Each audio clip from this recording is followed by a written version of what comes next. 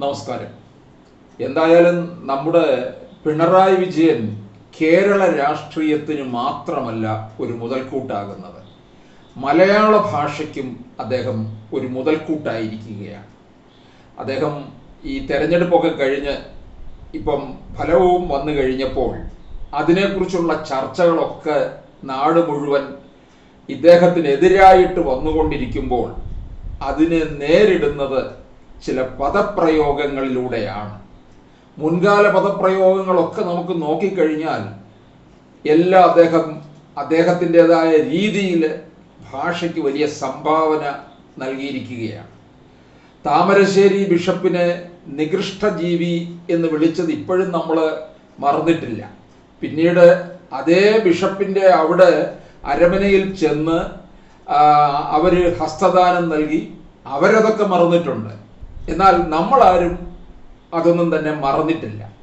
പിന്നീട് അത് കഴിഞ്ഞ് ഇങ്ങോട്ടും നോക്കിക്കഴിഞ്ഞാൽ ഈ കുലംകുത്തി TP ചന്ദ്രശേഖരൻ വധം നടന്നു കഴിഞ്ഞ് TP ചന്ദ്രശേഖരൻ എത്തരത്തിലുള്ള ആളായിരുന്നു എന്ന് പറഞ്ഞ് പാർട്ടിക്ക് ദോഷം ചെയ്തു എന്ന് പറഞ്ഞുകൊണ്ടാണ് പിണറായി പ്രയോഗിച്ചത് കുലംകുത്തി എന്നും കുലംകുത്തി തന്നെ ആയിരിക്കും എന്ന്. അത് കഴിഞ്ഞിട്ട് VS അച്യുതാനന്ദൻ KK രമയെ കാണാൻ അവിടെ പോയല്ലോ.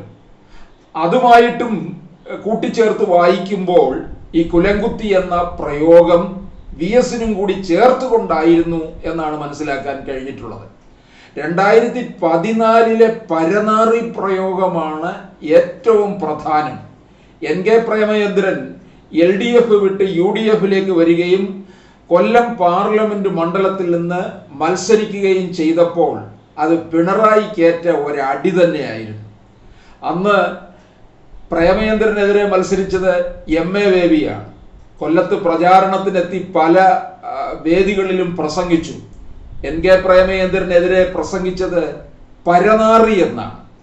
ആ പരനാറി എന്ന പദപ്രയോഗത്തിലൂടെ തന്നെ NK പ്രേമചന്ദ്രന്റെ ഭൂരിപക്ഷം ഉറപ്പിക്കുകയും ചെയ്തു. ആ പരനാറി പ്രയോഗം പിന്നീട് 2019 ആവർത്തിച്ചു.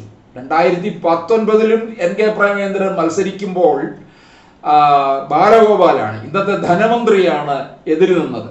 അപ്പോൾ അദ്ദേഹത്തിന്റെ പ്രചാരണത്തിൽ അവിടെ എത്തി പ്രസംഗിച്ചത് പരനാറി എന്നും പരനാറി തന്നെ ആയിരിക്കും എന്നാണ്.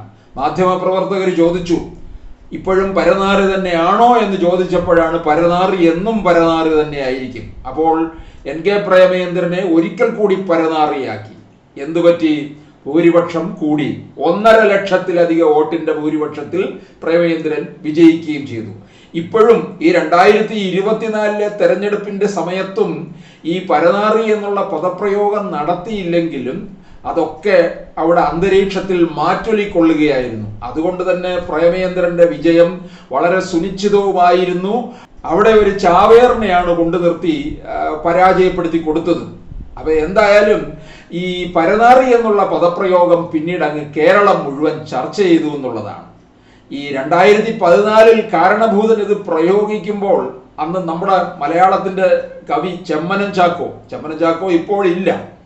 അദ്ദേഹം പറഞ്ഞു, പരനാറിയല്ല പിണനാറിയാണ് കേരളം ഭരിക്കുന്നത്. പിണനാറി, പിണം എന്ന് പറഞ്ഞാൽ എന്താ? ശവം. പിണനാറി എന്നും പിണനാറി തന്നെ ആയിരിക്കും എന്നാണ് ചെമ്മനം ചാക്കോ അതിനെ പരിഹസിച്ചത്.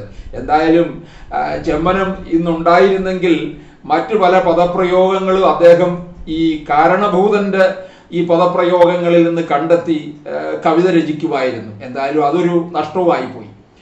അങ്ങനെ പലതരത്തിലുള്ള പദപ്രയോഗങ്ങൾ, അതുപോലെ തന്നെ പിപ്പിടി വിദ്യ ഒന്നും കാണിക്കണ്ട എന്ന് പറഞ്ഞാൽ അതൊരു തരം ഈ ഭീഷണി, ആ ഭീഷണി ഒന്നും എൻ്റെ അടുക്കൽ വേണ്ട എന്നുള്ള രീതിയിൽ ഇപ്പൊ ഒടുവിൽ വന്ന് വിവരദോഷി ഒരു ബിഷപ്പിനെ പ്രയോഗിച്ചിരിക്കുന്നതാണ്. അദ്ദേഹത്തിന് പറയാനുള്ള സ്വാതന്ത്ര്യമുണ്ട്.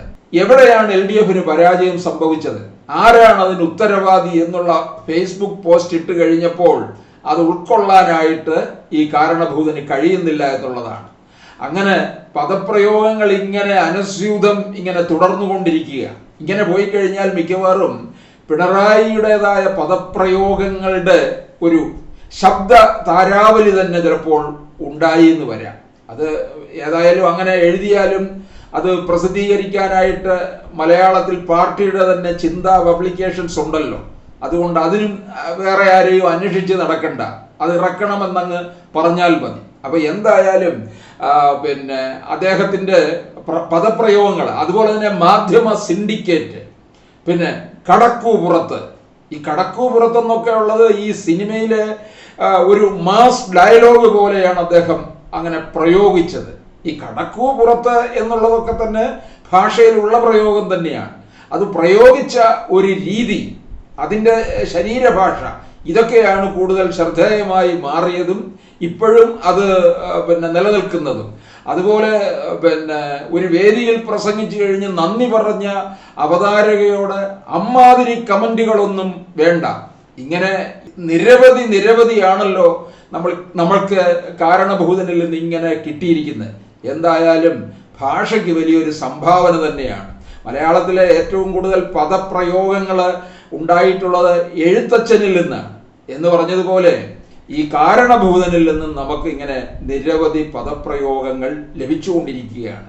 ഇനി നാളെ എന്താണെന്നുള്ളത് നമുക്ക് കാത്തിരുന്ന് കാണാം.